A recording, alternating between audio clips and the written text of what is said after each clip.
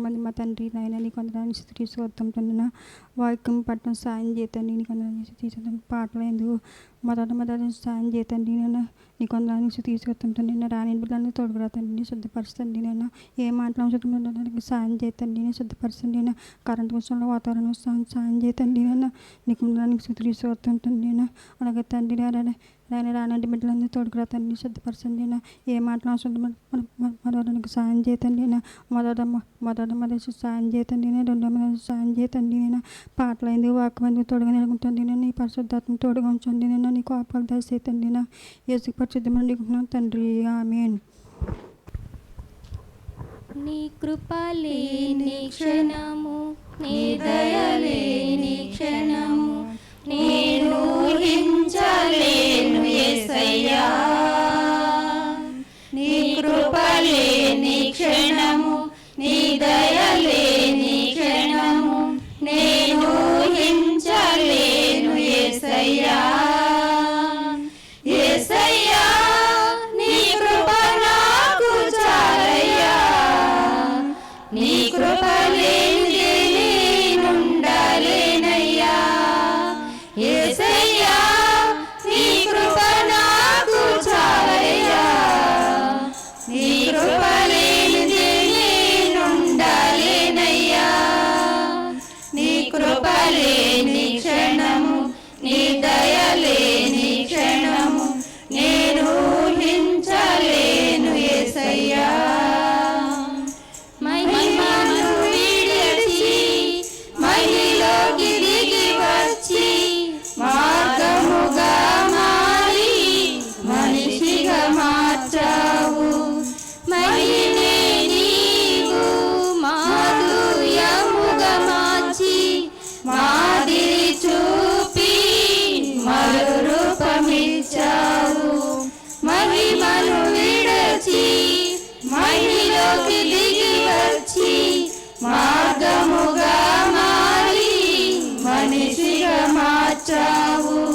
మహినే నీవు మాధుర్యముగా మార్చి మాదిరి చూపి మరో రూపమిచ్చావు.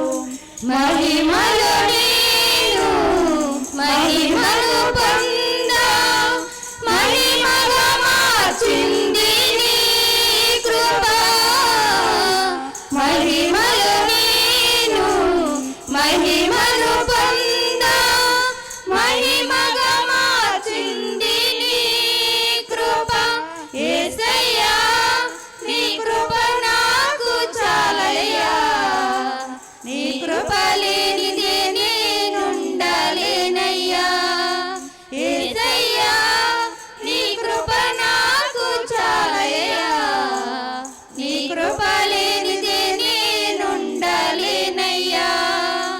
నీ కృప లేని క్షణము నీ దయ లేని క్షణము నేను ఊహించలేను యేసయ్యా.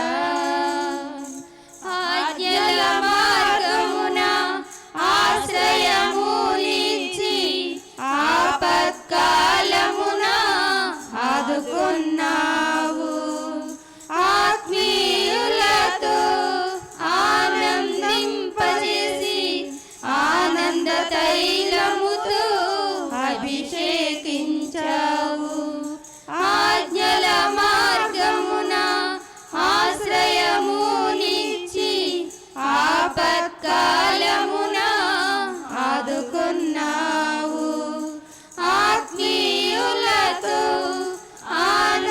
ఆనందింపజేసి ఆనంద తైలముతో అభిషేకించావు.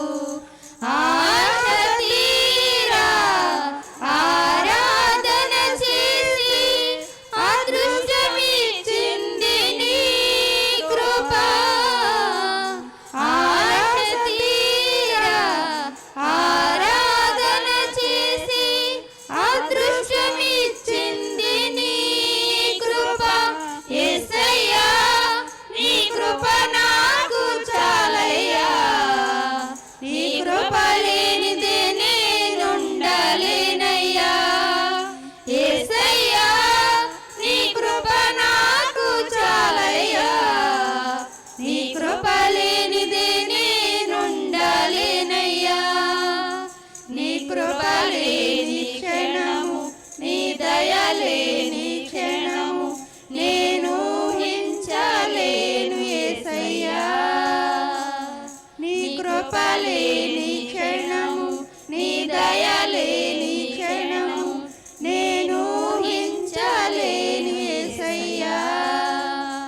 యేసయ్యా నీ కృప నాకు చాలయ్యా, నీ కృప లేనిదే నేనుండలేనయ్యా.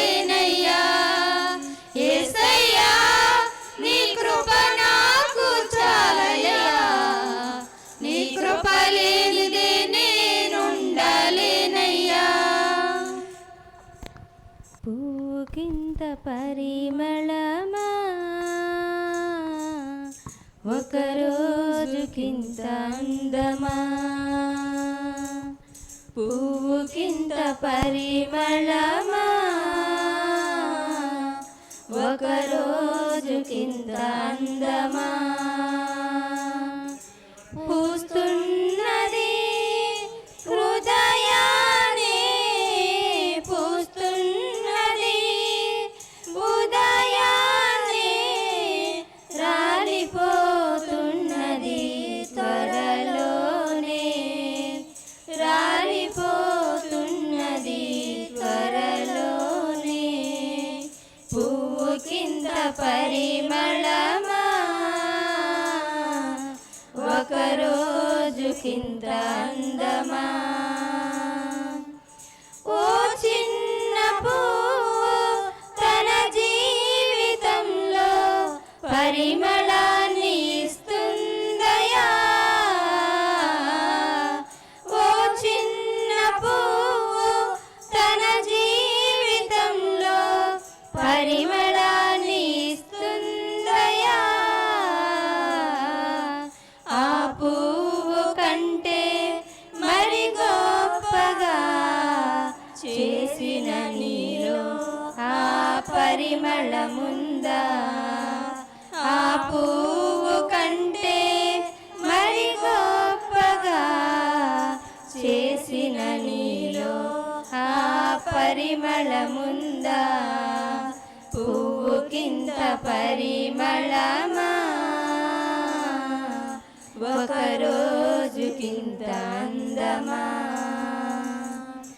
ఒకనాడు యేసు మన పాపములకై పరిమళాన్ని వెదజల్లెను, ఒకనాడు యేసు మన పాపములకై పరిమళాన్ని వెదజల్లెను. ఆ యేసు మరణం నీ కోసమేనని ఇకనైనా గమనించవా, ఆ యేసు మరణం నీ కోసమేనని ఇకనైనా గమనించవా. పువ్వు కింత పరిమళమా ఒకరోజుకింత అందమా. అతి చిన్న ఆయువు ప్రతి పువ్వు కలిగి అందరినీ ఆకర్షించెను, అతి చిన్న ఆయువు ప్రతి పువ్వు కలిగి అందరినీ ఆకర్షించెను. బహుకాలము బ్రతికి బహుజనులకు పిలచి సువార్తను వెదజల్లవా, బహుకాలము బ్రతికి బహుజనులను పిలచి సువార్తను వెదజల్లవా. పువ్వు కింద పరిమళమా ఒకరోజుకింత అందమా, పువ్వు కింద పరిమళమా ఒకరోజుకింత అందమా. పూస్తున్నది ఉదయాన్నే, పూస్తున్నది ఉదయాన్నే, రాలిపోతున్నది త్వరలోనే, రాలిపోతున్నది త్వరలోనే. పువ్వు కింద పరిమళమా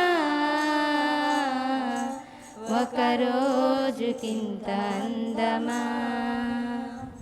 ఈ సమయంలో నుండి వాక్యం పట్టణం చదవలసిందిగా సాత్విక గారిని కోరుచున్నానండి.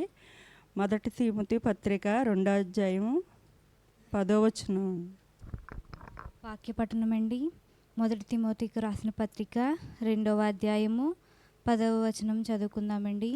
దైవభక్తి గలవారమని చెప్పుకొను స్త్రీలకు తగినట్టుగా సత్క్రియల చేత తమ్మును తాము అలంకరించుకొనవలెను.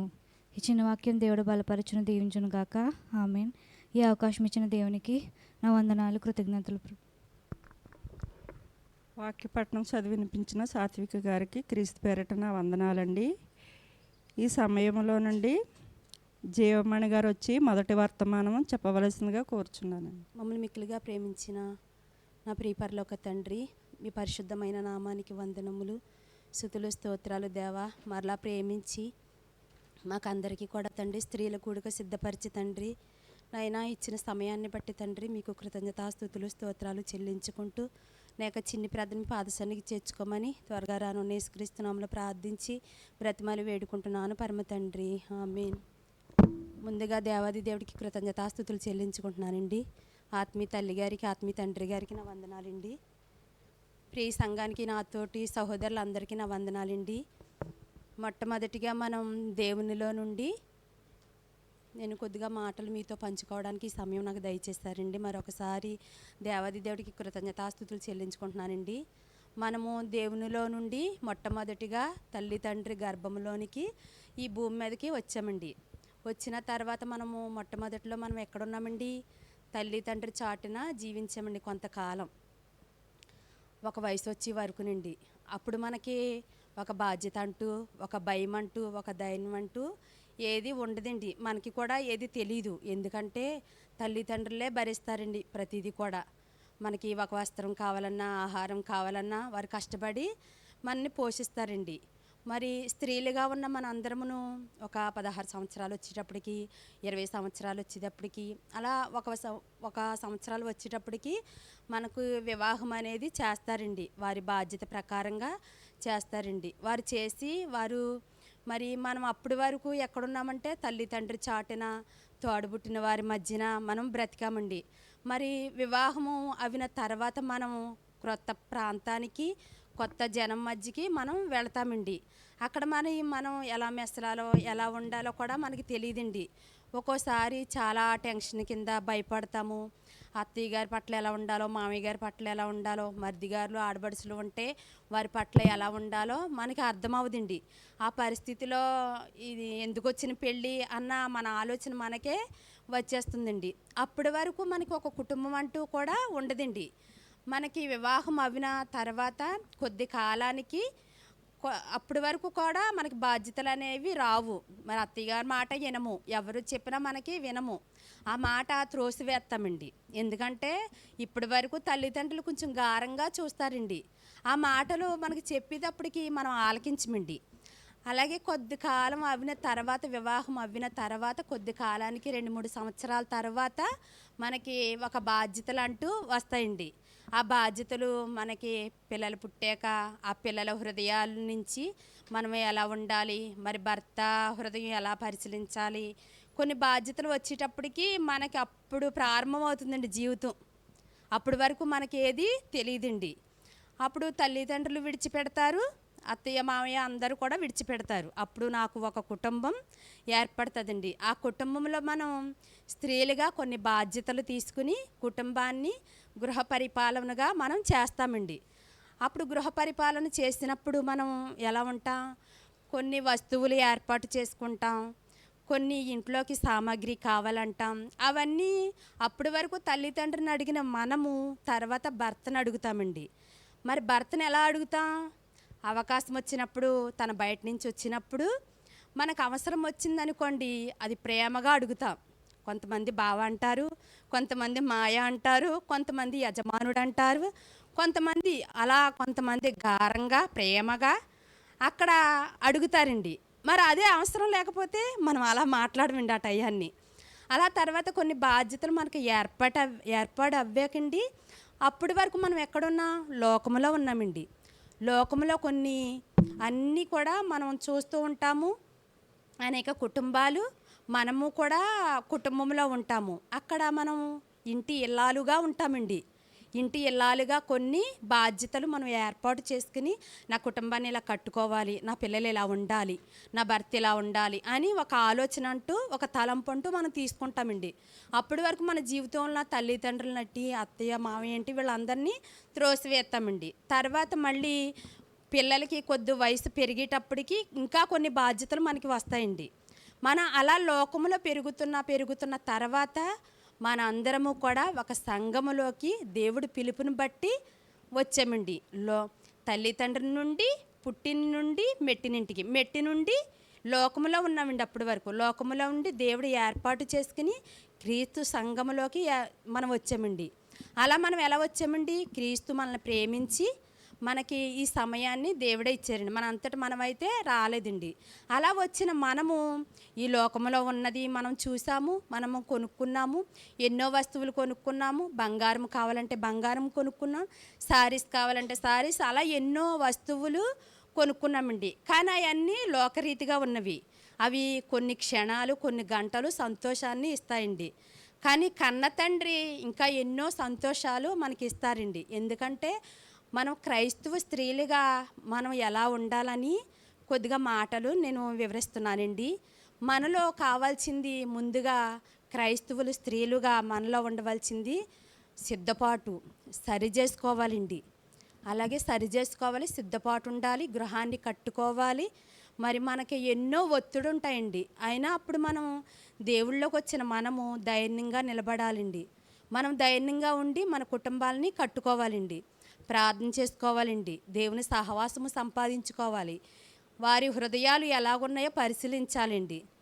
ఇవన్నీ ఒత్తిళ్ళలో మనం ఒక్కోసారి కృంగిపోతాం, ప్రార్థనకు దూరం అయిపోతాం, దేవునికి దూరం అయిపోతాం. అయినప్పుడు అప్పుడు ఆలోచిస్తే ఒక క్షణం దేవుడు నన్ను ఎన్నుకున్నారు కదా, దైవ స్త్రీలుగా మనం దేవుడు స్త్రీలుగా మనల్ని ఏర్పాటు చేసుకున్నారండి.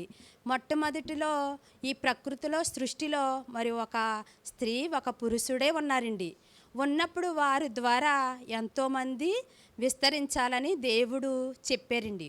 మరి చెప్పినప్పుడు వారి ద్వారా వచ్చిన వారమే మనం అందరమును.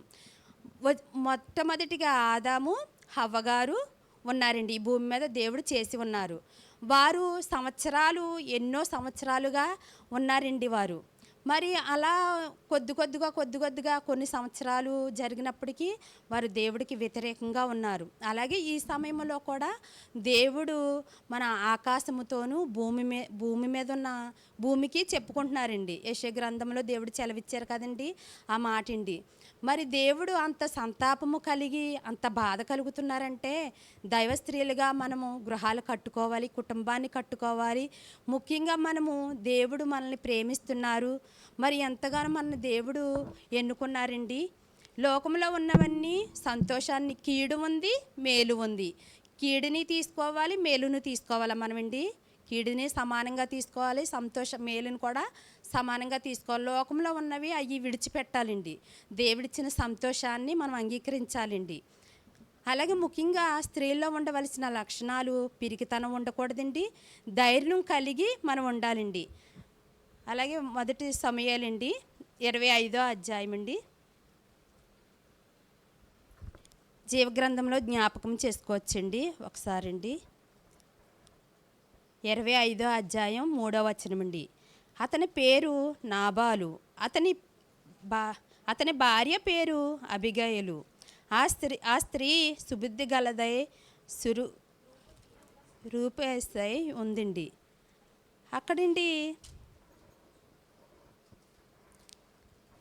నాబాలు అబిగయలు భార్యాభర్తలండి. దావీదుకి కొంతమంది పనివారు ఉంటారండి. అలాగే మరి నాబాలుకు కూడా పనివారు ఉంటారండి. అక్కడ దావీదు ఎలా వస్తున్నారంటే అండి, అబిగయలు తన భార్య అండి నాబాల్ని చంపడానికి వస్తున్నారండి. వచ్చినప్పుడు అబిగయలు ధైర్యంగా నిలబడ్డారండి. ఆవిడలో మనం చూస్తే అండి పిరికితనం లేదు, ధైర్యంగా ఉన్నారండి.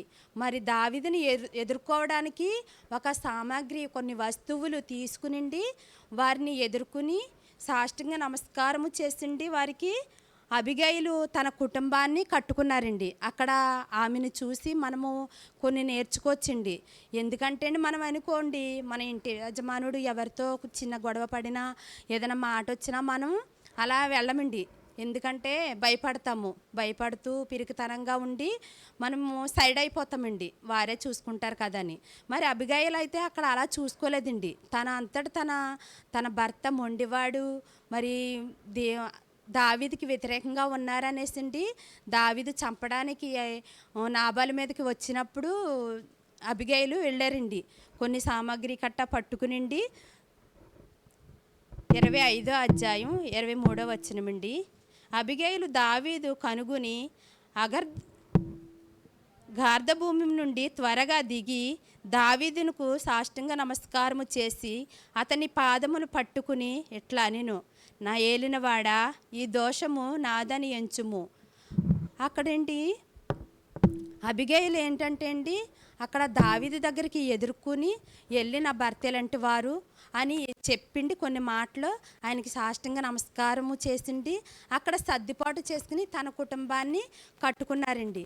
అలాగే ధైర్యంగా మరి ఎస్తేరు గారు కూడా అలాగే ధైర్యంగా నిలబడ్డారండి. ఆవిడ ఫస్ట్లో ఉన్న హీన స్థితిని మర్చిపోయింది. అక్కడ ఉన్న జాతి వారి కొరకు, స్త్రీల కొరకు ఆవిడ ధైర్యంగా నిలబడ్డారండి. ఆవిడ పరిస్థితిని బట్టి, స్థితిని బట్టి రాజుగారు కూడా ఆవిడ పట్ల దయ పుట్టిందండి. అలాగ దయ కలిగి, ప్రేమ కలిగి స్త్రీలుగా మనము కూడా నిలబడాలండి. అలాగే లూకా సువార్త అండి, ఒక పేద విధవరాలండి, తన వయసులో కూడా లేరండి, కష్టపడే వయసు కూడా తనకు లేదు. మరి మనము ఒక కానుక వేస్తే రేపొద్దుటి కోసం మనము దేనికో దానికి వస్తాయి కదా అని మనం ఆలోచిస్తాం. కానీ తనకు భర్త లేరు, పిల్లలు లేరు. మరి ఉన్న సమస్తమంతా దేవుడికి హృదయపూర్వకంగా అక్కడ వేసిందండి. ఆవిడ కూడా ఉన్నదంతలోనే వేసి అక్కడ అనేక మంది ధనవంతులు ఉన్నారు. అయినప్పటికీ ఆవిడ హృదయపూర్వకంగా దేవుడికి ఉన్నదంతలో వేసి, మరి తన కష్టపడి వయసు లేదండి, తనకు భర్త లేరు, పిల్లలు లేరు. తన అలా నిలబడిందంటే తనకి కూడా తనకున్న చింత యావత్తు దేవుడి మీదే వేసిందండి ఆవిడని. అలాగే మనము కూడా దేవుడిలో ఎదుగుతూ మన కుటుంబాలు కట్టుకోవాలండి. మనలో ఉన్న, ఎందుకంటే ముందుగా మనం విన్న వాక్యం ప్రతిదీ కూడా మనలో పనిచేయాలండి. ఈ వారంలో విన్నాం కదా, ఒక మాట అయినా మన హృదయంలో నింపుకోవాలండి. అలాగే మనం ధైర్యంగా ఉంటేనే మనం సువార్త కూడా చేయగలమండి. మనం పిరికితనంగా ఉంటే కుటుంబంలో గృహాలు కట్టుకోలేమండి, మన ఆత్మ కూడా స్థిరంగా ఉంచుకోలేమండి. అనేక శోధనలో మనం పడిపోతామండి.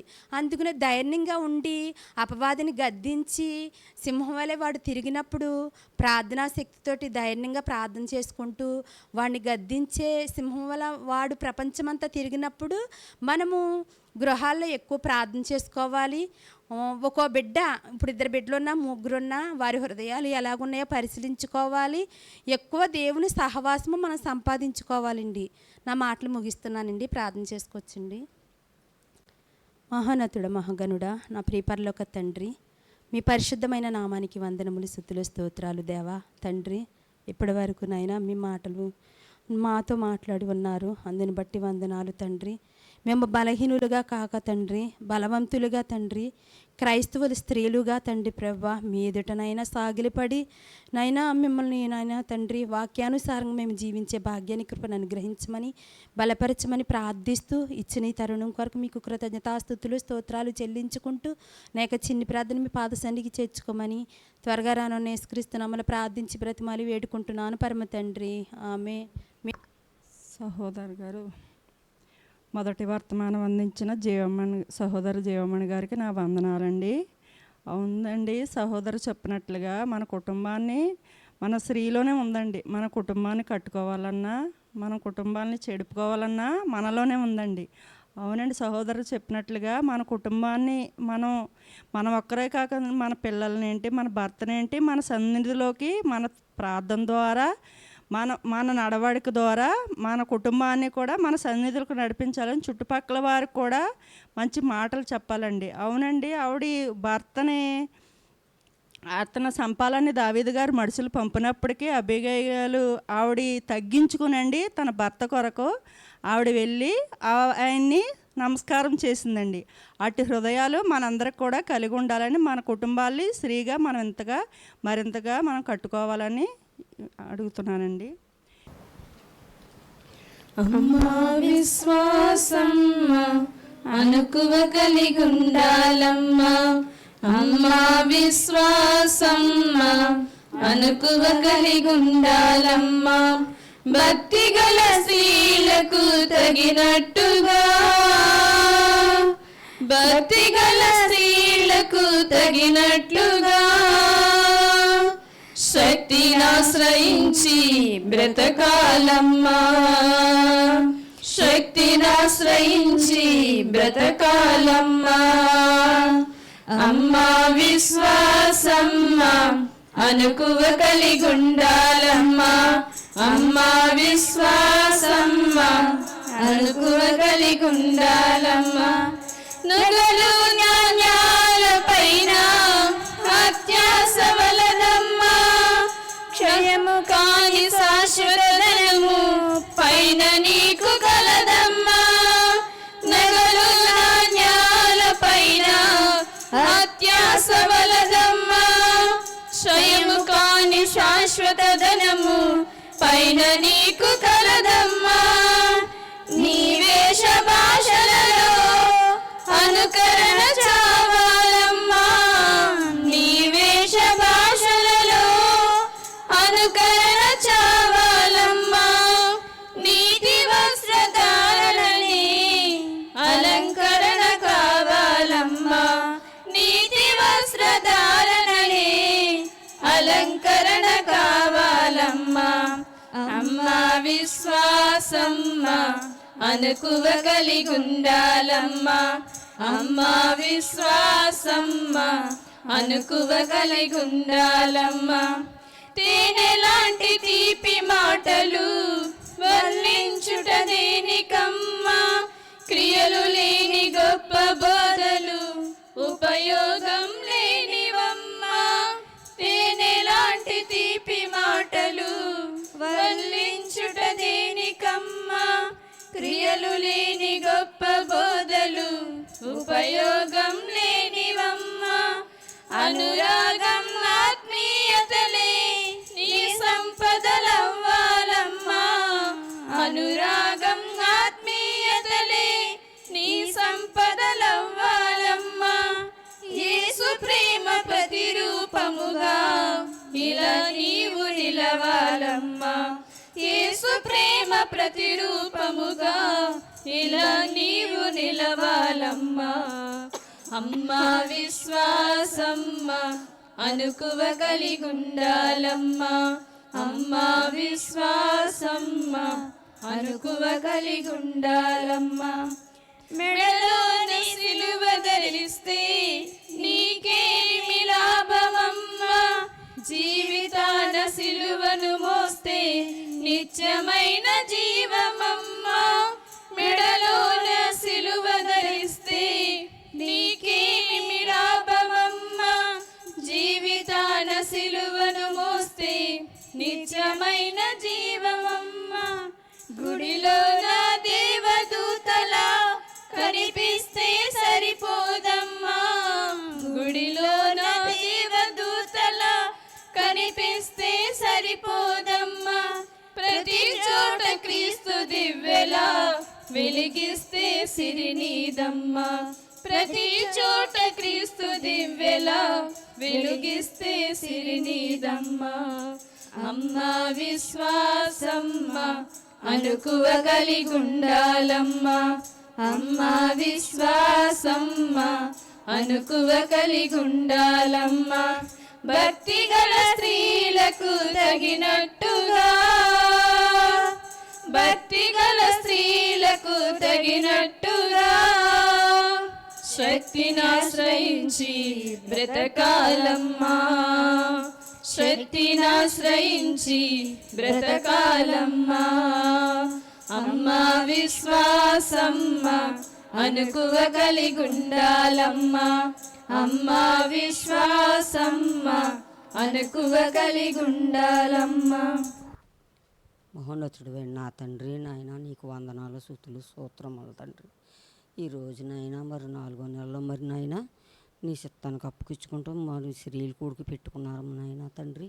మాకు ఏ మాటలు అయితే అవసరమో నాయన తండ్రి నా ప్రభా, అందరి హృదయాల్లో కూడా మరి నీ మాటలు మాకు అందించి నాయన తండ్రి, మా సేవకుల గారి ద్వారా మంచి మాటలు మా హృదయంలో భద్రపరుచుకుని హృదయంలో అందరూ కూడా మంచిగా ఉండే మంచి మాటలు విన్నామని అనుకునేలాగా సహాయం చేయను ఆయన తండ్రి.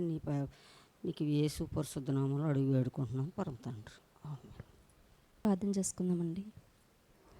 మమ్మల్ని మిక్కులుగా ప్రేమించిన మా ప్రియ పరలోకపు తండ్రి, మీకు వందనములు, స్తుతులు, స్తోత్రములు ప్రభువా. అత్యంత కృప కలిగిన మా దేవ, మీకు వందనములు, స్తోత్రములు. ఈ యొక్క సంవత్సర కాలంలో గడిచిన దినములన్నీ మీ సజీవమైన రెక్కల చాటున కాచి కాపాడి భద్రపరిచి మరలా ఈ యొక్క 4వ నెలలో ప్రభువా స్త్రీల సహవాస కూడికగా ప్రభువా మేమందరము కూడుకొనుటకు మీరిచ్చిన తరుణము కొరకు మీకు స్తోత్రాలు. మా తండ్రి, మా దేవ, మీ కుమార్తెలుగా మా యొక్క జీవిత కాలంలో మేము ఏ విధంగా జీవించాలో తండ్రి మాకు అనేకమైన మాటలు వినిపిస్తున్నారు ఇంతవరకు. అలాగే ఇప్పుడు కూడా తండ్రి మీరు నాకును ప్రియ సహోదరులకి కావలసిన మాటలు మీ యొక్క ఆత్మ సహాయము ద్వారా వినిపించమని ప్రార్థిస్తున్నాను ప్రభువా. మొదటి వర్తమానం అందించిన మీ కుమార్తెను కూడా మీరు జ్ఞాపకం చేసుకుని ఉన్నారు. ఇంతవరకు ఆమె ద్వారా మాతో మాట్లాడారు. ఇక ముందు కూడా మీరు తోడయుండి మీరు మాతో మాట్లాడి మీ యొక్క సహాయమును మాకు అనుగ్రహించమని త్వరగా రాని యేసుక్రీస్తు నామములో అడిగి వేడుకుని ప్రార్థిస్తున్నాం పరమ తండ్రి గారు. ఆమేన్. మొదటగా నాకు ఈ అవకాశం ఇచ్చిన దేవునికి కృతజ్ఞతాస్తుతులు చెల్లిస్తున్నానండి. అలాగే కూడి వచ్చిన నాతోటి సోదరిమణులకు అలాగే దేవుని సేవకులకు క్రీస్తు పేరట నా శుభాభివందనములండి. అయితే స్త్రీలుగా మన క్రైస్తవ విశ్వాస జీవితంలో సహోదరి చెప్పినట్లుగా మనకి కొన్ని దైవికమైన లక్షణాలు అనేవి అవసరము. ఆ లక్షణాలని మనం కలిగి ఉండాలి అంటే మనకు ఒక మాదిరి అనేది అవసరం, అంతే కదండి. మనం ఒక విధంగా దైవికంగా జీవించాలి అంటే ఒక మాదిరి మనకు కనబడితేనే కానీ మనం ఆ రీతిగా మనం జీవించలేము. అలా మాదిరికరమైన జీవితాలను మన క్రైస్తవ విశ్వాస జీవితంలో మనకి కావాలి అంటే దైవికమైన లక్షణాలు కలిగిన వారు ఎవరున్నారు అంటే బైబిల్లో అనేక మంది క్రైస్తవ విశ్వాసిగా ఉన్న స్త్రీల జీవితాలను మనకు దేవుడు చూపిస్తున్నారు. అయితే మనం ఇంతవరకు దేవుని కృపను బట్టి ఈ యొక్క స్త్రీల కూడికలు ఏర్పాటు చేసినప్పుడు అనేక మంది స్త్రీల గురించి నేర్చుకుంటున్నాము. అయితే ఈ దినమందు కూడా మీకు ఒక స్త్రీని పరిచయం చేయాలని అనుకుంటున్నాను. అది ఎవరు అంటే న్యాయాధిపతుల గ్రంథము 4వ అధ్యాయము, న్యాయాధిపతుల గ్రంథము అయితే న్యాయాధిపతుల గ్రంథము 4వ అధ్యాయము 17వ వచనం నుండి నేను చదువుతున్నాను. అయితే హాసోరు రాజైన యాబీనుకును కయీనీయుడైన హేబేరు వంశస్థులకును సమాధానము కలిగి ఉండెను గనుక సీసెరా కాలినడకను కయీనుడగు హేబేరు భార్య అయిన యాయేలు గుడారమునకు పారిపోయెను. ఇక్కడ ఈ వచనాన్ని బట్టి నేను చెప్పబోయే ఏ స్త్రీ గురించి చెప్తున్నానో మీకు అర్థమయ్యి ఉంటుంది. ఎవరు అంటే ఆమె యాయేలు అనే స్త్రీ గురించి ఈరోజు ఆమె ద్వారా మనం నేర్చుకోవాల్సింది ఏమున్నది అని మనం ఆలోచించినట్లయితే, ఇక్కడ హాసోరు రాజైన యాబీనుకును కయీనుడైన హేబేరు వంశస్థులకు సమాధానము కలిగి ఉండెను గనుక సీసెరా కాలినడకను కయీనుడగు హేబేరు భార్య అయిన యాయేలు గుడారమునకు పారిపోయినని ఈ వచనంలో ఉన్నది. ఏంటి ఇంతకీ కయీనుడగు హేబేరు భార్య, ఇంతకీ యాయేలు అనగా ఎవరు అంటే ఈమె కయీనీయుడైన హేబేరు భార్య. ఏమండి, యాయేలు ఎవరు అంటే హేబేరు భార్య. అయితే యాయేలు అనగా అర్థం ఏంటి అంటే ఇది హిబ్రూ పేరు. ఏమండి, హిబ్రూ పేరు. దీనికి అర్థం పర్వతం మేక అని అర్థం ఇస్తుంది. ఈ యొక్క పేరుకున్న అర్థం చెప్తున్నాను మీకు. యాయేలు అనగా పర్వత మేక అని అర్థము. అయితే ఈమె గురించి మనం నేర్చుకోవాల్సింది, ఈమె హేబేరు యొక్క భార్య. అయితే ఈమె గుడారంలో తన యొక్క గృహంలో ఉన్నప్పుడు సీసెరా అనే ఒక ఆయన పరిగెత్తుకుని వచ్చి ఆ యొక్క గృహంలోనికి వచ్చారు. అసలు ఈ సీసెరా అనేవారు ఎవరు అని మనం ఆలోచించినట్లయితే, న్యాయాధిపతుల గ్రంథము 4వ అధ్యాయము 1వ వచనం చూద్దాము. అయితే యేహూదు మరణమైన తరువాత ఇశ్రాయేలీలు ఇంకను యెహోవా దృష్టికి దోషులైరి గనుక యెహోవా హాసోరులో ఏలు కనాను రాజైన యాబీను చేతికి వారిని అప్పగించెను. ఇక్కడ సందర్భం ఏంటి అంటే, న్యాయాధిపతుల కాలంలో అక్కడ ఇశ్రాయేలు ప్రజలు, యెహూదు అనే ఒక రాజు మరణమైన తరువాత ఇశ్రాయేలీల్ని పరిపాలించటానికి, ఇక్కడ ఇశ్రాయేలీలు ఆనాటి కాలంలో ఎలా ఉన్నారు అంటే, ఇశ్రాయేలు ప్రజలు అనగానే దేవుని బిడ్డలు, దేవుని ప్రజలు. దేవుని ప్రజలుగా ఉన్న ఇశ్రాయేలీలు దేవుని దృష్టికి దోషులుగా కనబడుతున్నారు. అర్థమవుతుందండి? దేవుని దృష్టికి వాళ్ళు దోషులుగా కనబడుతున్నారు. అలా కనబడుతున్నప్పుడు దేవుడు ఏం చేస్తారు అంటే, యెహోవా హాసోరులో ఏలు కనాను రాజైన యాబేను చేతికి వారిని అప్పగించాను.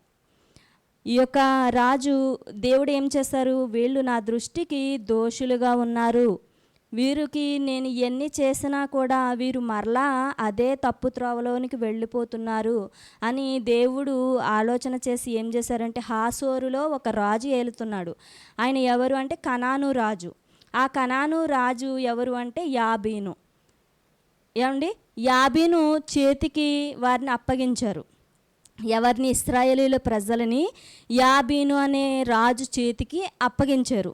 ఎందుకు అంటే, దేవుని దృష్టికి వారు దోషులుగా కనబడుతున్నారు కనుక వీరిని అప్పగించినప్పుడు అతని సేనాధిపతి అన్యులు హరేషెతులో నివసించిన సీసెరా, ఏమండి ఇతను ఎవరు అంటే, ఇప్పుడు అతని సేనాధిపతి యాబీను అనే అతనికి ఒక సేనాధిపతి ఉన్నాడు. ఏమండి, యాబీను అనే ఒక రాజుకి సేనాధిపతి ఒక ఆయన ఉన్నారు. ఆ సేనాధిపతి ఎవరు అని అంటే, ఆయన అన్యుల హరోషెతులో నివసించిన సీసెరా. ఇందాక మనం చెప్పుకున్నాం చూడండి, ఇక్కడ ఒక యాయేలు గృహానికి ఒక ఆయన చొరబడి వచ్చినారు అని మనం ఇందాక చెప్పుకున్నాము. ఆయన ఎవరు? ఆ సీసెరా ఎవరు అని అంటే, ఇది ఇక్కడ మీకు కనబడుతున్న యాబేనుకి సైన్యాధిపతిగా ఉన్న సీసెరా అనే వ్యక్తి గురించి మనం చెప్పుకున్నాం ఇందాక. అయితే ఈయన ఎలాంటి వాడు, ఈయన స్థితిగతులు ఏమిటి అని ఆలోచిస్తే, మనకి 4వ అధ్యాయం 3వ వచనంలో అతనికి 900 ఇనుప రథములు ఉండెను. ఏమండి, ఈ సీసెరా ఆయనకి అతనికున్న బలగము, ఆయనకున్న స్థితిగతులు వెనకాల ఏ విధంగా ఉన్నాయి అంటే, అతనికి 900 ఇనప రథాలు ఉన్నాయి. ఎన్నండి? 1, 2 కాదు, మామూలు రథాలు కాదు, 900 ఇనప రథాలు కలిగి ఆయన ఉన్నారు. అప్పుడు అతడు 20 సంవత్సరములు ఇశ్రాయేలును కఠినమైన బాధ పెట్టగా ఇశ్రాయేలీలు యెహోవాకు మొరపెట్టిరి. ఏమండి, వీళ్ళు ఎప్పుడైతే ఇశ్రాయేలీలను దేవునికి దోషులుగా బ్రతుకుతున్నారు అని దేవుడు ఆలోచించి యాబేను అనే రాజు చేతికి అప్పగించినప్పుడు, ఆయన ఈ సేనాధిపతికి ఆ మనుషులను అప్పగించినప్పుడు సేనాధిపతిగా ఉన్న ఈ సీసెరా అనే వ్యక్తి ఏం చేశాడు అంటే, ఇతనికి 900 ఇనప రథాలు ఉన్నాయి అంటే, ఇప్పుడు ఒక ఎకరం పొలం ఉన్నా, లేకపోతే ఒక అంతస్తు ఇల్లు ఉన్నా సరే, ఒక ఇల్లు ఉన్నా మనుషుల్ని మనం పట్టుకోలేము. ఏమండి, ఒక ఎకరం పొలం ఉండి ఒక గృహం ఉండేటప్పటికీ, అమ్మో నాకు చాలా ఆస్తుంది, నేను ఇంకా ఏమీ నక్కలేదు ఎవరి మాట అన్నంతగా ఉంటున్నారు. అంతేనండి. కొంచెం ఆస్తి కలిగినప్పుడు ఇతనికి 900 ఇనప రథాలు ఉన్నాయంటే అది చాలా ఎక్కువ. ఈ యొక్క ఇనప రథాలను చూసుకుని అతని యొక్క స్థితి ఏ విధంగా ఉందంటే, హృదయాన్ని గర్విస్తున్నాడు, విర్రవీగుతున్నాడు. అంటే ఇతనికంటే నాకంటే బలాఢ్యుడు ఎవరూ లేరు, నాకంటే బలాఢ్యుడు ఎవరూ లేరు, నేను ఏం చేస్తే అదే అన్నట్టుగా ఈ యాబేను దగ్గర పనిచేస్తున్నవారు ఈ సేనాధిపతిగా ఉన్న సీసెరా. ఏమండి ఈయన ఎప్పుడైతే ఈయన తీసుకొచ్చారో ఈయన వచ్చినప్పుడు ఏం చేస్తున్నారంటే అతడు 20 సంవత్సరములు 20 సంవత్సరాలు ఇశ్రాయేలును కఠినమైన బాధ పెట్టారండి. ఎవరు? సీసెరా గారు ఇశ్రాయేలుని 20 సంవత్సరాలు బాధ పెట్టాడు. ఎందుకు? ఇశ్రాయేలీలు దేవునికి మొరపెట్టినప్పుడు అయితే వాళ్ళు దేవుని దృష్టికి విరోధంగా ఉన్నారు అని ఎప్పుడైతే అప్పగించారో 20 సంవత్సరాలు అలా బాధలు భరిస్తూనే ఉన్నారు. మీరు నా మాట వినరు కదా. సరే, అయితే మీరు అనుకున్నట్టుగానే మీరు ఏ రీతిలోకి అయితే ఏ త్రోవలోకి అయితే వెళ్ళిపోతున్నారో అదే త్రోవలోకి వెళ్తున్నారు కనుక నేనైతే ఒక రాజు చేతికి మిమ్మల్ని అప్పగిస్తాను, అప్పుడు మీకు తెలుస్తుంది అన్నట్టుగా దేవుడు సీసెరా అనే వ్యక్తి 20 సంవత్సరాల వాళ్ళని బాధ పెట్టినప్పుడు అప్పుడు దేవుడు ఏం చేశారంటే దేవునికి అప్పుడు మొరపెట్టారండి. 20 సంవత్సరాలు బాధ భరించాక పడ్డాక అప్పుడు దేవునికి మొరపెట్టారు.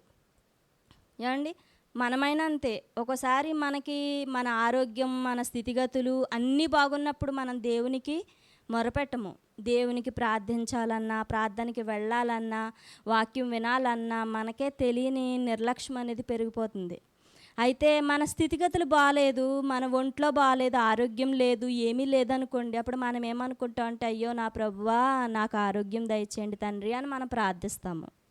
మనం ప్రార్థించినప్పుడు అయితే ఇక్కడ కూడా ఇశ్రాయేలీలు ముందు దేవునికి వారికి ఉన్న స్థితిగతులను బట్టి వారు దోషులుగా ఉన్నా మారిపోయినా దేవునికి విరోధంగా మారినా అప్పుడు మీకు ఇలా కాదు అని దేవుడు ఏం చేశారంటే 20 సంవత్సరాలు కఠినపరిచే విధంగా సీసెరా చేతిలోనికి వాళ్ళు వెళ్ళిపోయారు. 20 సంవత్సరాలు బాధపడ్డారు. అప్పుడు దేవునికి మొరపెట్టారు. మీకు 3వ వచనం ఒకవేళ అందులో ఉన్న వచనం చూస్తే అండి, ఇశ్రాయేలీలు యెహోవాకు మొరపెట్టిరి. 20 సంవత్సరాలు బాధ పెట్టగా ఇశ్రాయేలు యెహోవాకు మొరపెట్టిరి. అప్పుడు మొరపెట్టిన వెంటనే దేవుడు ఏం చేశారంటే ఆ కాలమున లప్పీదోతునకు భార్య అయిన దెబోరా అనే ప్రవక్తిని, ఒక స్త్రీని దేవుడు ఇశ్రాయేలుకు న్యాయాధిపతినిగా ఉన్నారు, నిలబెట్టారు. అయితే ఇక్కడ ఎవరు అంటే దెబోరా అనగానే ఆమె ఒక ప్రవక్తి, అలాగే ఆమెని దేవుడు ఒక న్యాయాధిపతినిగా ఆమెను నిలబెట్టారు. ఈమె లప్పీదోతు అనే ఒక అతనికి భార్య. అంటే ఈమె కూడా వివాహం జరిగి గృహ పరిపాలనలో ఉన్న స్త్రీ. అయితే ఈమెను ఒక న్యాయాధిపతిగా దేవుడు నిలబెట్టారు. ఏమండి, అయితే ఈమె ద్వారా ఈమె ఏం చేస్తుంది అంటే సరళ వృక్షము క్రింద అదే అధ్యాయంలో చూస్తే కనుకండి, సరళ వృక్షము క్రింద తీర్పుకై కూర్చుండుట కద్దు. ఈమె ఏం చేస్తుంది, తీర్పు తీర్చడానికి ఒక సరళ వృక్షము క్రింద కూర్చుని అక్కడ ఉన్న వాటిని బట్టి చూసి దైవికమైన ఆలోచనలు కలిగి తను న్యాయం అనేది జరిగిస్తుంది.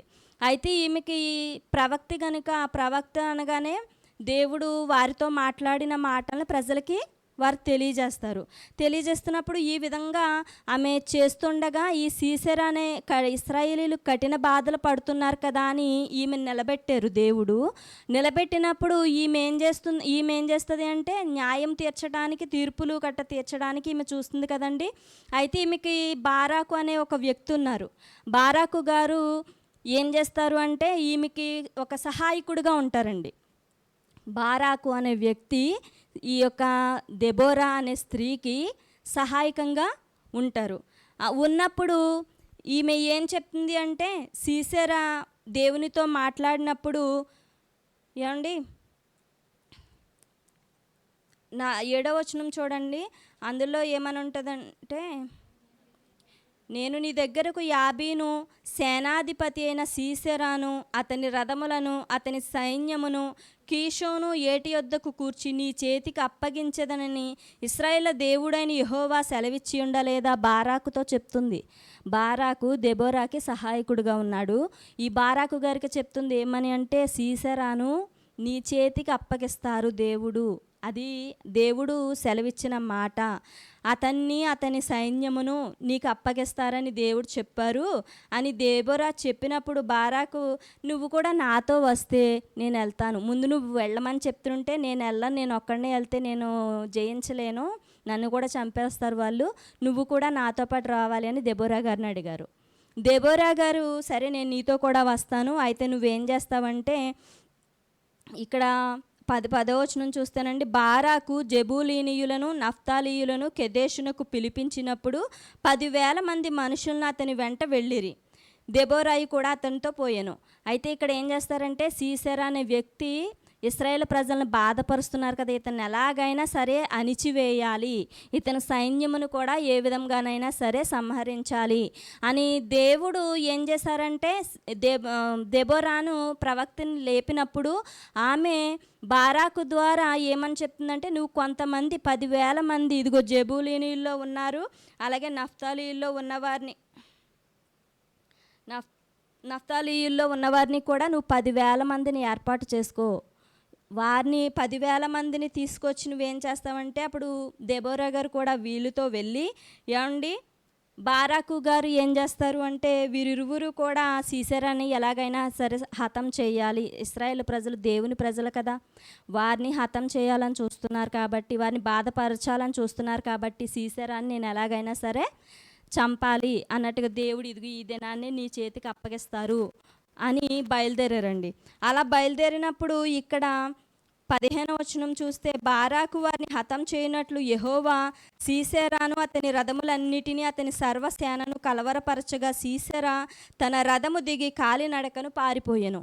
ఇతనుకున్న 900 ఎనపరథాలను చూసి గర్వించిన ఈయన ఎప్పుడైతే బారాకు వచ్చి తన యొక్క సైన్యముతో ఎప్పుడైతే తను తరుముతున్నారో అప్పుడు ఆ ఇనపరథాలను పక్కన పెట్టేసి మొదట ఇతను కాలి ప్రయాణం ప్రారంభించి పారిపోతున్నప్పుడు అక్కడ 10వ వచనంలో బారాకు ఆ రథములను సేనను అన్యుల హరోషెతు వరకు తరుమగా అతను సీసెరా అన్న అతను ఏ ప్రాంతంలో అయితే నివసించాడో ఆ ప్రాంతం వరకు కూడా బారాకు గారు తరిమినప్పుడు దేవుని సహాయము చేత ఎప్పుడైతే తరిమారో సీసెరా యొక్క సర్వసేనయు కూడా కత్తి వాత చేత కూలిపోయారు.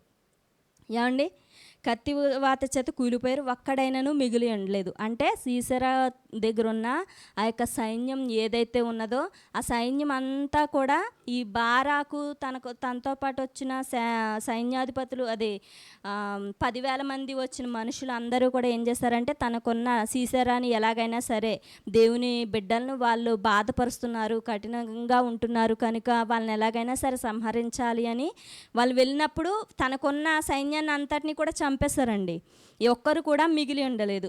ఇప్పుడు 17వ వచనం చూస్తే, హాసోరు రాజైన యాబీనుకును, ఈ యొక్క సీసెరా అనే వ్యక్తి గురించి మనం ఈ యొక్క చరిత్ర అంతా మనం చదువుకుంటున్నాము. సీసెరా అనే వ్యక్తి ఎవరి గృహానికి వెళ్ళారనుకున్నాము?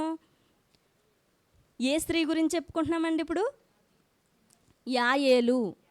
యాయేలు అనే స్త్రీ గుడారంలో ఉన్నప్పుడు ఈ సీసెరా అనే వ్యక్తి అసలు ఎందుకు వెళ్ళాడు ఆ గుడారంలోనికి అని మీకు చెప్తున్నాను ఈ మాట. ఈయన ఇశ్రాయేలుని కఠిన బాధపరిచినప్పుడు దేవునికి ఇశ్రాయేలు ప్రజలు మొరపెడితే అక్కడ దెబోరాను ప్రవక్తిని నిలబెట్టి బారాకు ద్వారా అతన్ని సంహరించటానికి ప్రయత్నించారు. దేవుడు చెప్పారు, ఈ దినమని నీకు అప్పగిస్తాను, సీసెరాను అతని సైన్యాధిపతిని నీకు అప్పగిస్తానని చెప్పారు. కాబట్టి తరుముతున్నప్పుడు అతని సైన్యాన్ని అంతటినీ చంపేశారు. ఇంకా సీసెరా ఒక్క వ్యక్తి ఉన్నాడు. ఈయన ఏం చేశాడంటే, హాసోరు రాజైన యాబీనుకును కయీనీయుడైన హేబేరు వంశస్థులకును సమాధానము కలిగి ఉండెను. హేబేరు అనే వ్యక్తి ఎవరు అంటే యాయేలు భర్త. ఏమండి, యాయేలు భర్త పేరు హేబెరు. ఈ హేబెరు గారు హాసోరు రాజైన యాబీను గారు వారిరువురికి కూడా సమాధానము కలిగి ఉండెను. అంటే కొంత సంబంధం వారి యొక్క మధ్య ఉన్నది. ఏమండి, వారికి కొంత సహవాసం ఉన్నది కనుక వారు ఏం చేశారు, సీసెరా కాలినడకను కయీనీయుడగు హేబేరు భార్య అయిన యాయేలు గుడారమునకు పారిపోయాడు. వీళ్ళ తరుముతున్నప్పుడు అక్కడ యాయేలు గుడారం ఉంది కనుక నేను నా ప్రాణాలు దక్కించుకోవటానికి మొదటగా నేను పారిపోవాలి, 900 ఎనపరథాలను అక్కడ పెట్టేసి నేను పారిపోతాను అన్నట్టుగా ఆటలను చూసే గర్వించాడు. వాటిని విడిచిపెట్టి పారిపోయి ఆయన ఎక్కడికి వెళ్ళాడు, ఇక్కడ యాయేలు గృహంలో ఉంది. ఈ యాయేలు కుటుంబము నేను ఎవరి దగ్గర అయితే సేనాధిపతిగా పనిచేస్తున్నానో ఆ యొక్క యాబీనుకి వారికి బంధుత్వం ఉంది కదా, వారు సహవాసం ఉన్నారు కదా, కాబట్టి నేను వెళ్ళిపోయి వాళ్ళ గృహంలో దాక్కుంటాను అన్నట్టుగా ఆయన వెళ్ళాడండి. సీసెరా గారు వెళ్ళినప్పుడు ఇక్కడ యాయేలు గారు అక్కడ చూడండి 18వ వచనం, అప్పుడు యాయేలు సీసెరాను ఎదుర్కొనబోయి అతన్ని చూచి, నా ఏలినవాడా, నా తట్టు తిరుగుము. ఈ గుడారంలో ఉన్న యాయేలు గారు ఎదురుగుండా పరుగెత్తుకుని వస్తున్న సీసెరా గారిని చూసి ఎదుర్కొని, నువ్వు అతన్ని చూచి, నా ఏలినవాడా, నా తట్టు తిరుగుము, నీవు భయపడద్దు అని చెప్పినందున అతడు ఆమె గుడారంలోనికి వెళ్ళెను. యాయేలు గారు చేసిన పని మీకు చెప్తున్నాను. ఆమె చేసిన ఆలోచన చూడండి, ఒకసారి ఆలోచిస్తే మీరు. ఆమె అంటుంది, నీవు నా ఏలినవాడా, నా తట్టు తిరుగుము, నువ్వు భయపడద్దు, నువ్వు త్వరగా ఈ ఇంట్లోకి, ఈ గృహంలోనికి రమ్మని చెప్పింది. చెప్పినప్పుడు అతడు ఆమె గుడారంలోనికి వెళ్ళెను. ఆమె గొంగలితో అతన్ని కప్పగా, అతడు గొంగలితో అతన్ని కప్పగా అంటే ఒక రగ్గు అంటాం కదండి, రగ్గుతో అతన్ని కప్పినప్పుడు ఇతను ఏమన్నాడంటే, దప్పికొని ఉన్నాను, దయచేసి దాహమునకు కొంచెము నీళ్ళిమ్మని అడిగాను. యాయేలు గారిని, నేను పరిగెత్తుకుని వచ్చాడు కదండి, ఇప్పుడు నేను దప్పికొని ఉన్నాను, కొంచెం నాకు దాహమునకు నీళ్ళు ఇమ్మని ఆమెను అడిగారు. ఆమెను అడిగినప్పుడు యాయేలు, అమ్మో నీళ్ళు అడుగుతున్నారు కదా, సరే అయితేనని ఆమె ఏం చేసింది అంటే, ఆమె ఒక పాలబుడ్డి విప్పి అతనికి దాహం ఇచ్చి అతన్ని కప్పుచుండగా, మంచినీళ్ళు అడిగితే ఏమిచ్చిందండి, ఈమె పాలు ఇచ్చింది, పాల బుడ్డి అనేది ఇచ్చింది. ఇదిగో ఇవి తాగండి అనేసి ఇచ్చినప్పుడు ఈమె ఇచ్చేటప్పటికి, అమ్మో చాలా మంచి ఆవిడ కదా, నేను గృహంలోనికి వచ్చేటప్పటికి నాకు ఒక అతిథి మర్యాద ఏదైతే ఉంటుందో అది చేస్తున్నది అనేసి ఇతను ఆలోచిస్తున్నాడు. సీసెరా గారు చాలా మంచిది అన్నట్టుగా అనుకుంటున్నాడు. అనుకున్నప్పుడు ఇక్కడ అతడు గుడారపు ద్వారమున, 20వ వచనం అండి, అతడు గుడారపు ద్వారమున నిలిచిండుము, ఎవడే కానీ లోపలికి వచ్చి ఇక్కడ ఎవడైనా ఉన్నాడా అని నిన్ను అడిగిన ఎడ్లా నీవు ఎవడునూ లేడని చెప్పవలెను.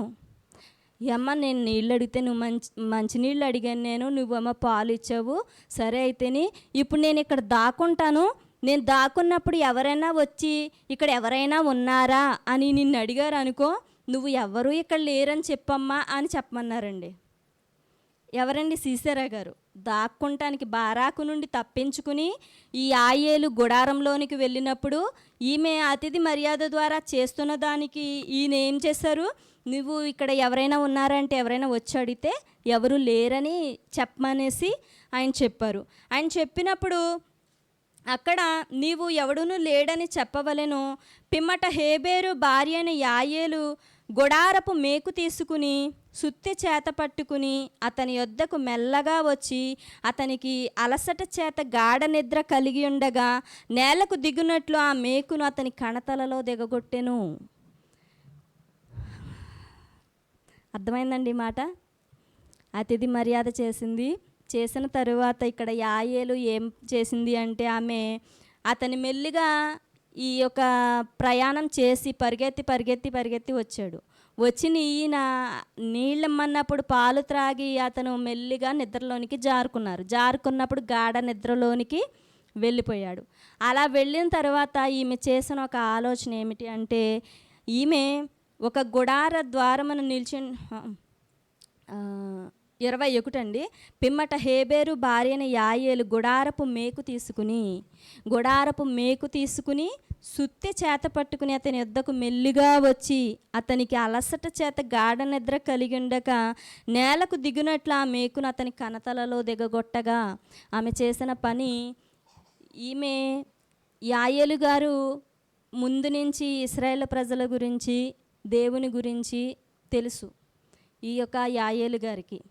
ఏమండి, యాయేలు గారికి దేవుని గురించి తెలిసినప్పుడు, ఆయన ఇశ్రాయేలు ప్రజల గురించి తెలిసినప్పుడు ఆమెం చేస్తుందంటే, ఆల్రెడీ ఇతను మంచివాడు కాదు, ఇతను 20 సంవత్సరాలు దేవునికి విరోధంగా బ్రతుకుతున్న ఇశ్రాయేలీలు దేవుని బిడ్డలు కదా, వారు దేవుని బిడ్డలైనప్పుడు వారిని ఎంతగానో కఠిన బాధ పెడుతున్నాడు, వీడు మంచివాడు కాదు అని ఆమె ఏం చేసిందంటే, చక్కటి ఆలోచన చేత వచ్చిన వెంటనే సుత్తి తీసుకుని లేకపోతే ఏదో కర్ర తీసుకుని బాధే లేదు.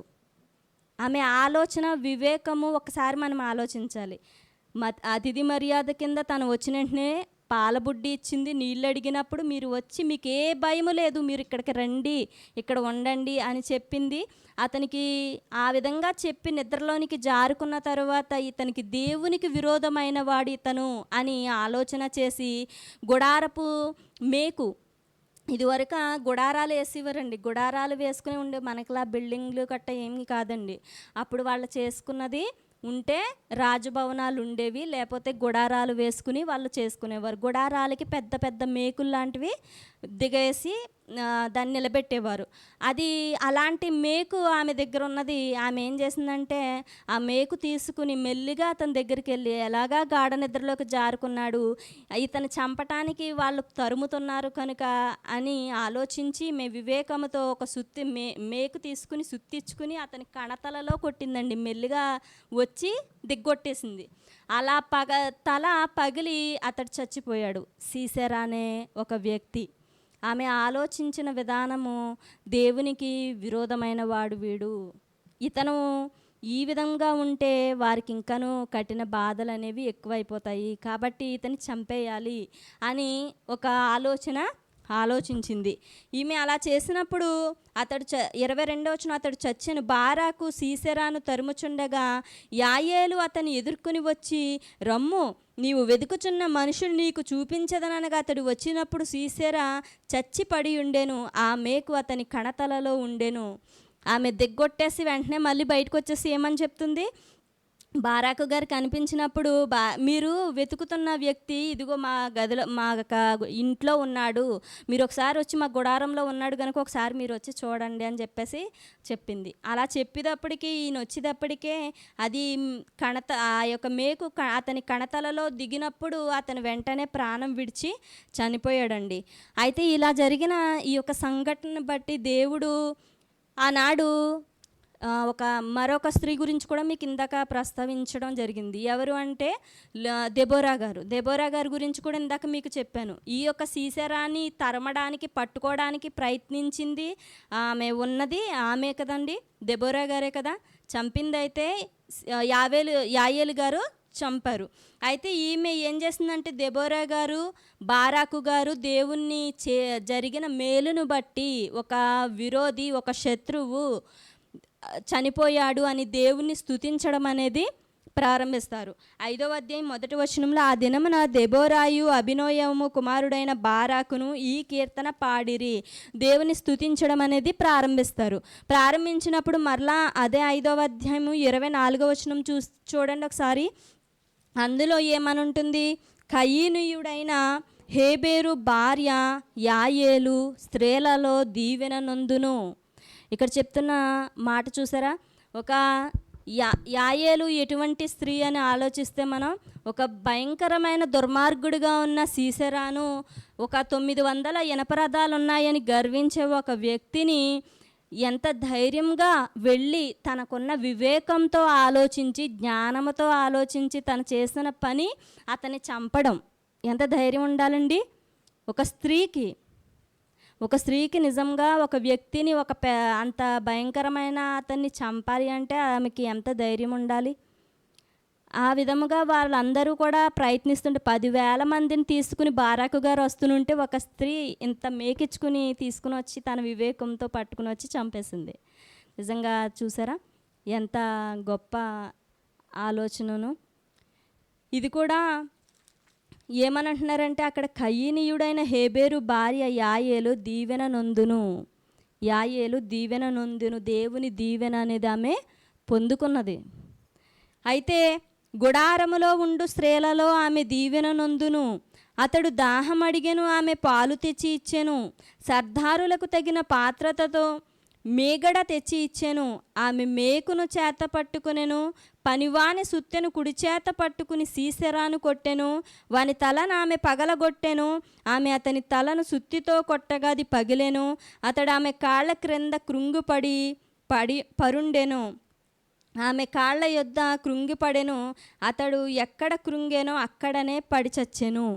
ఏమండి, యాయేలు చేసిన దాన్ని కీర్తన రూపంలో ఒక దెబోరా గారు అలాగే బారాకు గారు ఒక కీర్తనగా పాడి దేవుని స్తుతిస్తున్నారు, నీవు చేసిన మేలు కొరకు స్తోత్రము అని. ఏమండి? అయితే ఇక్కడ మరొక విషయం ఏమిటి అంటే 20 సంవత్సరాలు కూడా వాళ్ళని బాధపరిచారు. బాధపరిచిన తర్వాత ఇక్కడ 5వ అధ్యాయము 31వ వచనం చూడండి. అందులో ఏమని చెప్తారు? యెహోవా నీ శత్రువులందరూ అలాగుననే నశించెదరు, అయినను ప్రేమించువారు బలముతో ఉదయించు సూర్యుని వలె ఉందురు అని పాడిరి. తరువాత దేశము 40 సంవత్సరములు నిమ్మలముగా ఉండెను. ఒక యాయేలు గారు చేసిన పనికి 20 సంవత్సరాలు బాధపడినా ఆమె చేసిన పని తరువాత వారు 40 సంవత్సరాలు నిమ్మలముగా ప్రశాంతంగా ఉన్నారండి. ఎవరు? ఇశ్రాయేలుల జనాంగము. ఇశ్రాయేలు జనాంగము దేవునికి మొరపెట్టారు. 20 సంవత్సరాలు బాధపడ్డాక మొరపెట్టారు. మొరపెట్టినప్పుడు ఈ యాయేలు గారు ఎప్పుడైతే ఒక సీసెరా అనే వ్యక్తిని హతం చేశారో, వారి యొక్క సైన్యాన్ని ఎప్పుడైతే హతం చేశారో 40 సంవత్సరాలకు వారికి ఇటువంటి శత్రు బాధ అనేది లేకుండా వారు నిమ్మలంగా ప్రశాంతంగా ఉన్నారు. ఆమె చేసిన పని వల్ల, యాయేలు గారు చేసిన పని వల్ల. ఆమె నిజంగా చాలా దీవెన నొందిన స్త్రీగా మనకి కనబడుతుంది. ఏమండి? మన జీవితాల్లో కూడా మనం దేవునికి విరోధమైన లక్షణాలు చాలా విషయాలు కలిగి ఉంటాము. ఏమండి? నిజంగా మన క్రైస్తవ విశ్వాస జీవితంలో చాలా విషయాలు మనం కలిగి ఉంటాం. దేవునికి విరోధమైనవే చేస్తాము. వాటిని చూసినప్పుడు ఇక్కడ దేవునికి విరోధంగా బ్రతికిన వాడు ప్రత్యక్షంగా కనపడే వ్యక్తి సీసెరా. ఇతను దేవునికి విరోధంగా బ్రతికాడు. ఆయన బిడ్డల్ని కూడా బాధపరిచాడు. కానీ మనకి ప్రత్యక్షంగా కనపడని క్రియలు మనలో ఉన్నాయి. అర్థమవుతుందండి? మనలో ఉన్న క్రియలు దేవునికి నచ్చనవి, విరోధంగా ఉన్నవి కూడా ఉన్నాయి. మనము ప్రభువుని ఎరుగక ముందు దేవునికి దూరస్తులుగా ఉన్నవారమే. అయితే ప్రభువుని నమ్మి ప్రభు ద్వారా మనం దేవునికి సమీపస్తులుగా మారాం కదండి. మనం మారినప్పుడు దేవునికి దూరస్తులుగా ఉండే క్రియలు మనం విడిచిపెట్టాలి. దేవునికి మనల్ని దూరపరిచే క్రియలు, దూరస్తులుగా చేసే క్రియలు ఏమైతే ఉన్నాయో వాటిని మనం కూడా చంపాలి, విసర్జించాలి, విడిచిపెట్టాలి. వాటిని విడిచిపెట్టినప్పుడే దేవునికి మన సమీపస్తులుగా మారతాము. ఆనాడు యాయేలు గారు చేసిన పని వల్ల ఆమె నిజంగా దేవుని యందు భయభక్తులు కలిగిన స్త్రీగా ఉన్నది. అలాగే జ్ఞానము కలిగి ఆలోచించింది, వివేచన కలిగి ఉన్నది. అలాగే మరొకటి, అటువంటి భయంకరమైన సీసెరా అనే వ్యక్తిని చంపటానికి ధైర్యం చేసింది. ధైర్యం చేస్తున్న స్త్రీగా కనబడుతుంది. క్రైస్తవ విశ్వాస జీవితంలో ఇందాక సహోదరి గారు చెప్పిన రీతిగా ఏమిటి అంటే, క్రైస్తవ విశ్వాస జీవితానికి ధైర్యం అనేది కూడా ఉండాలి, సిద్ధపాటు ఉండాలి అని కొన్ని మాటలు మనకు వివరించారు. మనకు వివరించిన మాటల్లో మనకి నిజంగా ధైర్యం అనేది లేకపోతే మనం నిజంగా ఏమీ చేయలేము కదండి. భక్తి గల స్త్రీలను మనకి దేవుడు ఎందుకు చూపిస్తున్నారు, ఎందుకు ఈ మాటలు వినిపిస్తున్నారు అంటే, వారిని చూసి ఇదిగో ఈ స్త్రీ ఇలా ధైర్యంగా ఉన్నది కదా అని మనం కూడా నేర్చుకోవడానికి, ఏ విధంగా యుక్తిగా తనకున్న ఆలోచన ఏ విధంగా తను చేసింది అని మనకి వివరిస్తున్నారు. అయితే ఈమె ధైర్యవంతురాలు, అలాగే దేవుని యొక్క దీవెన పొందుకున్న స్త్రీ. యాయేలు గారు దేవుని యొక్క దీవెన పొందుకున్న స్త్రీ. ఇప్పుడు యాబీను ఇశ్రాయేలు ప్రజల్ని దేవుని చేతికి ఇశ్రాయేలీల్ని యాబీను చేతికి దేవుడు అప్పగించినప్పుడు వారును అలాగే యాయేలు గారి భర్త గారు ఇరువురు కూడా బంధుత్వం కలిగి సహవాసం కలిగి ఉన్నారు. అయినా కూడా ఈమె ఏం చేసిందంటే, వారు అలా ఉన్నా సరే తన భర్త ఎలాగున్నారు కదా అని తను అనుకోలేదు. కానీ తను అనుకుంటాం ఎలాగ ఉన్నా కూడా తన యొక్క క్రియలు ఏవైతే ఉన్నాయో అవి దేవునికి దైవపరంగానే ఆమె కలిగి ఉన్నది, దైవభక్తి కలిగిన స్త్రీగానే ఆమె ఉన్నది. అయితే మనం ఇందాక ఒక వచనం చదువుకున్నాం కదండి, ఇందులో 1 తిమోతి 2వ అధ్యాయం 10వ వచనం అని, దైవభక్తి గలవారమని చెప్పుకొను స్త్రీలకు తగినట్టుగా సత్క్రియల చేత తమ్మును తాము అలంకరించుకొనవలెను. యాయేలు గారు కొన్ని లక్షణాలను అలంకరించుకున్నారు. దేవుని యందు భయభక్తులను కలిగి ఉన్నారు, అలాగే ధైర్యము కలిగి జీవించారు, అలాగే ఆమె దేవుని యొక్క దీవెనను కూడా పొందుకున్న దైవికమైన స్త్రీగా తను కనబడుతుంది.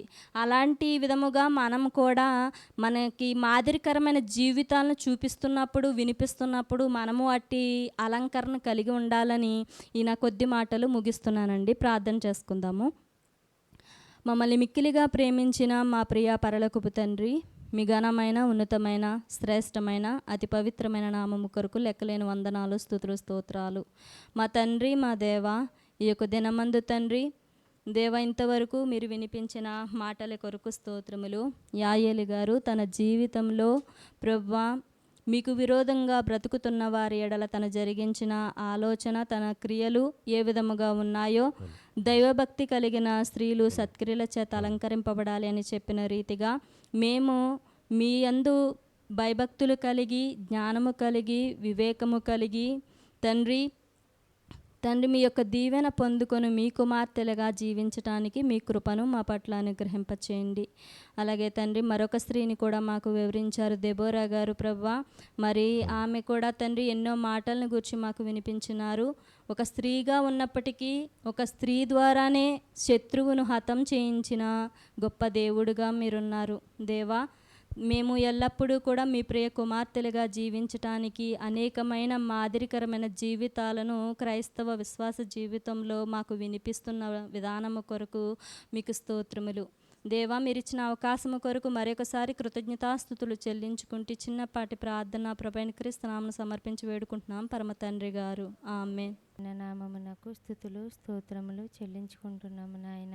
తండ్రి, ఇంతవరకు నాయన మీ మాటలు ఎన్నో వినిపించారు. ఆ మాటలను బట్టి మా జీవితాలను తండ్రి మేము మరింతగా మార్చుకొని ధైర్యం కలిగి తండ్రి భక్తి కలిగిన స్త్రీల వలె మేము జీవించుటకు సహాయమును దయచేయండి తండ్రి. మాకు తగిన అవకాశాలను కూడా ప్రసాదించండి. అలాగే తండ్రి వింటున్న ప్రతి మాటలోనూ తండ్రి ఎన్నో విలువైన మాటలు ఉన్నాయి నాయన. ఆ విలువైన మాటలను మేము సమయాన్ని వృధా చేసుకొనక ఇంటి దగ్గర ఉన్న మేము తండ్రి జాగ్రత్త కలిగి మీరు ఎలాగైతే మా పట్ల మాట్లాడుతున్నారో తండ్రి అదే జీవితాన్ని మేము తండ్రి సంపాదించుకొనుటకు సహాయమును దయచేయండి తండ్రి. మా పాపాల కొరకు సిలువలో ప్రాణం పెట్టిన మా ప్రభువును బట్టి మిమ్మల్ని స్తుతిస్తున్నాము నాయన. తండ్రి మా పాత జీవితాలను మర్చిపోయి తండ్రి నూతనమైన జీవితాన్ని మాకు దయచేసిన మా దేవ, ఆ నూతనమైన జీవితాన్ని ధరించుకున్న మాలో మరలా పాపపు స్వభావాలు కనబడుతూ తండ్రి మీకు బాధ పెట్టేవారుగా జీవిస్తున్నందుకు మమ్మల్ని క్షమించండి. ఇదిగోండి నాయన, లోకంలో జరుగుతున్న పరిస్థితులన్నీ కూడాను కళ్ళతో చూస్తున్నాము తండ్రి. కానీ నాయన ధైర్యంగా నిలబడాలి అనే విశ్వాస సహితమైన జీవితాలు లేకపోతున్నప్పటికీ బాధపడుతున్నాము నాయన. మమ్మల్ని క్షమించండి.